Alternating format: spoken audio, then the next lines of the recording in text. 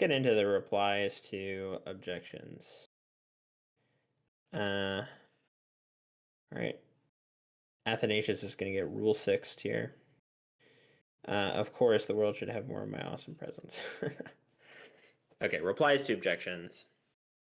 The first objection. So the first objection has to do with the description of God by Augustine as invisible.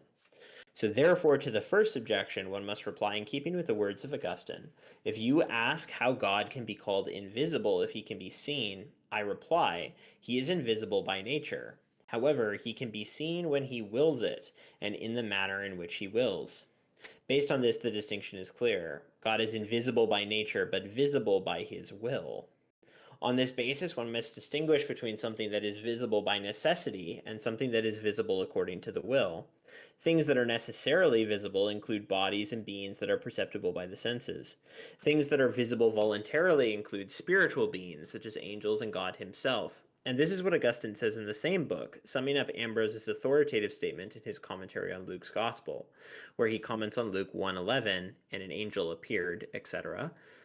Things perceptible by the senses are not visible in the same way as he who is not visible by nature but by will. For if he does not wish it, he is not seen, and if he wishes it, he is seen. For God appeared to Abraham when he willed, but he did not appear to others because he did not will to do so. That's a very interesting response. I mean, it's very patristic, clearly, because he's tracing it back to literally what Augustine says, and Augustine's drawing it from Ambrose, but that was not where I was expecting him to go with that. Yeah, to the second objection, that by nature God is invisible as he is incorruptible, one must reply by following Augustine in On Seeing God. Bodies are generally called visible things. For this reason, God is called invisible, lest one believe he is a body. Not because he has deprived pure hearts of a vision of his substance, for this highest reward is promised to those who love God, when the Lord himself says in John 14:21, he who loves me shall be loved by my Father, and I will love him and will manifest myself to him. To the third objection, one must reply in a similar manner by following Augustine's distinction in On Seeing God. To see something is not the same as to grasp something visually in its entirety. For to be seen amounts to being present and perceived in any way whatever by the senses. However, to be grasped visually in its entirety means to be seen in such a way that nothing of this thing is hidden from the observer, or that its boundaries are within one's range of observation. For example, nothing of the present activity of your will is hidden from you, and the boundaries of your finger ring are within the range of your observation. I give two examples. One pertains to our mental gaze, the other to our corporeal eyes. Augustine's words make it clear that it is not logical to state that God cannot be wholly understood. Therefore, he cannot be known. Yeah. Interesting.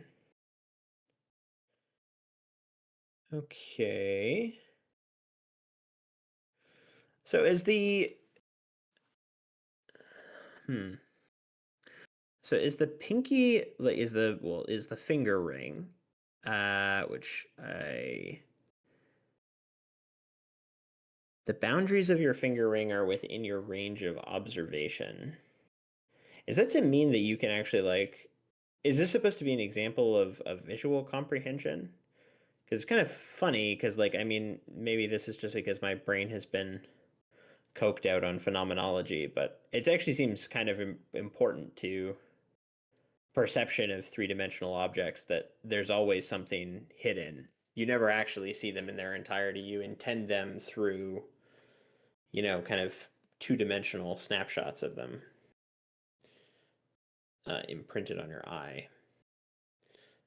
I don't know if we need to get into that too much, but that's interesting.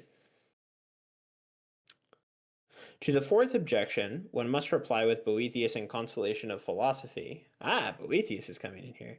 That those things that are known not according to their nature, but to the extent of the capacity of the one who knows. Yes. Therefore, knowledge is not called finite or infinite based on whether the object of knowledge is finite or infinite, but based on whether the cognitive faculty of the one who knows is finite or infinite. Indeed, that which is known in the mode of the one who knows, not in the mode of the object of knowledge. This is clear as regards every manner of knowing, whether it be sensory, imaginative, or intellective cognition. Therefore, it does not follow that if the divine substance is infinite, then the knowledge of it that the human intellect has is also infinite. Quite the opposite. Because the human intellect is finite, it will also know the divine substance in a finite way. And to the fifth objection, one must reply that materiality prohibits the senses, which are capacities of a lower rank, from knowing superior capacities such as the intellect. Indeed, no faculty whose being and operation depend on matter can grasp the form or thing that is abstracted from matter. For this reason, because the sensory faculty depends on matter in its being and operation, it cannot know the mind or the intellect, which is a thing and form that is abstracted from matter. On the other hand, the very immateriality and simplicity of spiritual powers ensures that the mind or intellect can know something that is better or superior to itself, namely the divine substance, which is equally simple and immaterial. And in this respect, the mind is God's image, according to Augustine in On the Trinity. The mind is the image of God insofar as it can grasp God and participate in him. It can grasp him by means of cognition and participate in him through love. This makes it clear that the objection is incoherent. Okay. What are people's thoughts on, now we've finished the entirety of this first article here, on the human soul capable of knowing God? I'm sure we've read kind of similar things like this from other authors before. Maybe we haven't, I'm not sure. But yeah. What do you guys think? I can think of a couple of kind of interesting features of Alexander of Hale's analysis in comparison to some other later scholastic figures that I'm aware of, but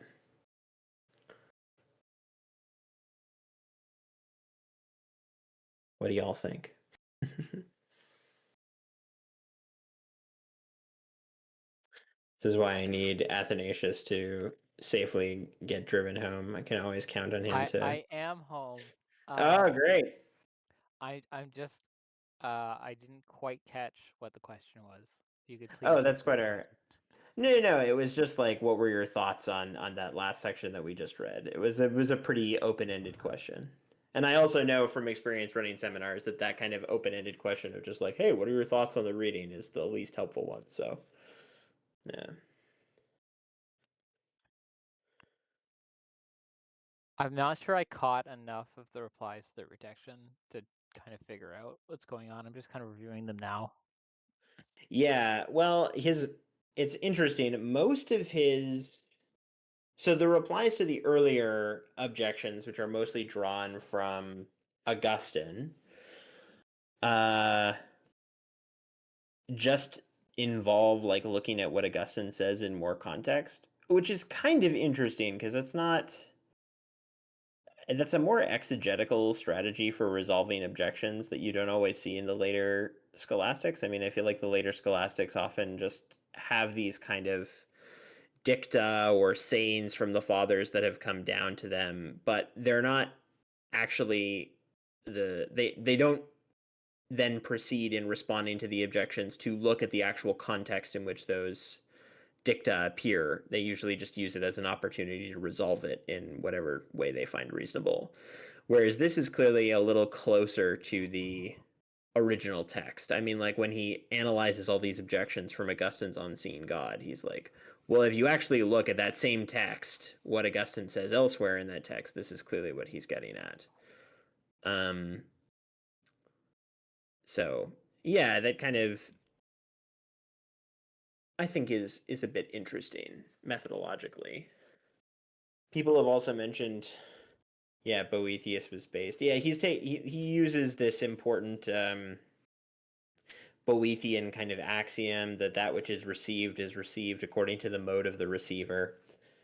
So, um, even though God as an object of knowledge is infinite, he's can kind of be received by us or intended in a finite way.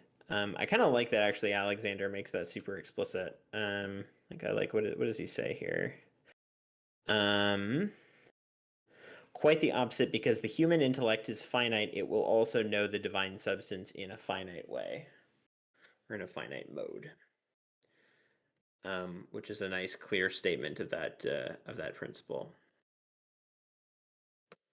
One thing, I'm wondering if I'm reading too much into this. When Mm-hmm. he says, in reply to the first objection, Mm-hmm. um, and this is the very end, for God appeared to Abraham when he willed, but he did not appear to others because he did not will to do so. So I understand the distinction here is between things that kind of are seen of their own nature and those things which manifest themselves by will. Mm-hmm. I guess the issue is that the theophanies, at least the position the Thomists will take on this, and I think they're right, we have to say the theophanies are curated effects and are not God in themselves. Yeah, that's true. Um, well, so one thing here is, can we still say, like, I think it's reasonable to say that in the theophany case, what is being revealed is still God, even through an instrumental created effect being used as a sign. Right. So, uh, I don't know. Does the burning bush count as a theophany or not really? I'm trying to think. I, I think so, because the voice of the Lord speaks through the burning bush. Right. Yeah. So, okay, let's take that as an example. Um, so the burning bush is a kind of physical created effect in the world. That seems true enough. Like God isn't literally fire, he's not literally a bush. Um oh, okay. Wabbit thinks of the burning bush as the main example given of a theophany. Okay, that's useful. Um but it still seems true to say that God is revealing himself to Moses in the burning bush. So this is an instrumental sign that still makes God known. It makes him known in an immediate way. That's not a distinction that Alexander is making here, but I'm wondering if we can kind of import that concept into this to make sense of this. So Mhm. that I mean I grant that theophany is instrumental and that what is appearing is God, but the object of sight is the sign, not the signified. Yes, I agree. So insofar as we're talking about what is seen, even if we grant that the theophany is just an instrumental cause, I think we still have to say that God is not the object of sight and is not seen. Oh, but I think couldn't we say that in the same way that the burning bush is seen with the physical eye, through the burning bush, God is seen with the eye of the mind? Hmm. Um, like because Alexander even here clearly, when he says that it is possible to see God, he makes very clear to distinguish this from anything that can happen by means of a corporeal organ. Um, in the like fifth objection. What kind of interests me about this section is the fact that despite the fact that he makes, yeah, Legree is kind of flagging something that I think is interesting. Invisible by nature, but visible by will. Like, I'm thinking when St. Thomas discusses this question, the idea he's very much interested in like kind of giving a robust self known to the intellect by by his will. He can choose to reveal himself. But here, the revelation of God is clearly not the kind of general natural revelation that's talked about in Romans 1:19 to 20. Like Alexander talks about that, but most of the bulk of the replies and whatnot is talking about the vision of God by like the just, which is different. And kind of interesting. Yeah, like natural theology does not seem to be super important to him here. Um, doesn't seem to make up the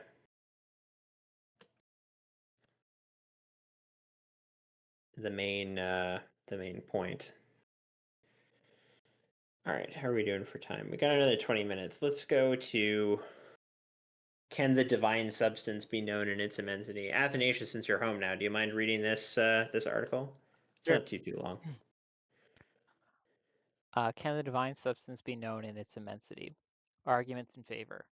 Romans 1:20, the invisible things of God, etc. The gloss on this passage says, He created stars of such beauty that it is possible to know, by looking at them, how great and how awesome their creator is. Therefore, one can have knowledge of how great God is. However, he possesses greatness by virtue of his infinite and immense power. Indeed, for God to possess greatness is the same as to possess magnitude. But as Augustine says in On the Trinity, God possesses magnitude not in terms of bulk, but in terms of power. Therefore, God can be known in his immensity or infinity, because his power is such. Second, Ephesians 3:19 says, that you might be filled with all the fullness of God. But all the fullness of God is his immensity. As for his filling, it happens through knowledge and love. Therefore, God's immensity will be able to be known. Third, John 15:15 says, For all the things that I have heard from my Father I have made known to you. However, all in this statement stands for power, truth, goodness, eternity, and even immensity. For all these things are known to the Son. Therefore, he made known to the apostles God's very eternity and immensity. Fourth, all things that exist in God, such as eternity, truth, and immensity, are one. Therefore, if his truth can be known, so can his immensity. To the contrary, Ambrose, at the beginning of his commentary on Luke 1:25, says, No one has ever seen God, John 1:18, because no one has seen or grasped, either by their mind or by their eyes, the fullness of divinity that abides in God. B. Boethius, in Constellation Philosophy 5, Part 4, says, All that is known or cognized is cognized not according to its nature, but according to the capacity of the knower. Therefore, since the ability of the human soul that receives knowledge is finite, the divine substance, due to its immensity, is infinite. The divine substance will not be able to be known in its immensity by a rational soul. Solution. One must reply that knowledge about God can be either positive or privative. When we acquire privative knowledge, we learn about what God is not. When we gain positive knowledge, we learn what God is. Now, the divine substance cannot be known by a rational soul by way of positive knowledge, but it can be known by way of privative knowledge. Applies to objections. The first objection, that is, it is possible to know the greatness of the Creator by looking at creatures. One must reply that it is possible to know how great God is by way of privation, but not in a positive way. For example, we learn by way of privation how great he is in duration by calling him eternal, that is, without beginning and end. Similarly, we learn how great he is in terms of fullness by calling him uncircumscribed, that is, by denying uh, that God has place and location. Similarly, we learn how great he is in terms of power by calling him immense, that is, by denying that his power can be measured. However, it is not possible to determine how great his magnitude, power, and duration are by using positive way of knowing. Second, Augustine, in letter 147.23.53, replies to the second objection by saying that the statement from Ephesians 3:19, that you might be filled with all the fullness of God, is not to be taken in the sense that we will have all the fullness that he has, for they will be filled with all of God's fullness, not in the sense that they will be become fully divine themselves, but in the sense that they will become completely filled with God. End quote. To the third objection, we must reply that the phrase, I have made all things in you, John 15:15, must be understood in the sense that, quote, I preordained to make all things known to you, where all things stands for creatures and not universally for all conditions of God's immense and infinite capacity for being. Nevertheless, even if we did say that it stands for divine immensity, eternity, and such things, then we must make a distinction. The statement that has the form the divine essence in its immensity, namely being immense such as it is, can be known, is true, or one can put it this way, it can be known according to its immensity. In this form, it is false, because in the second case, the characteristic of immensity defines the cognition that the knower can have, for it for if it defined the cognition that could be had about the object of knowledge, it would be true in the same sense as before. To the last objection, one must reply that the following way of arguing is not logical when one speaks of the divine. In the divine, wisdom, goodness, and immensity are one and the same thing. Therefore, what is predicated of one of them is also predicated of another. Indeed, even though these names refer to one and the same thing as far as their principle signified is concerned, nevertheless they differ by reason of their connotation and mode of signification. For example, although knowledge and will are one and the same thing in God, nevertheless the argument, he knows bad things, therefore he wills bad things, is illogical. So is the last objection. Okay, thank you very much.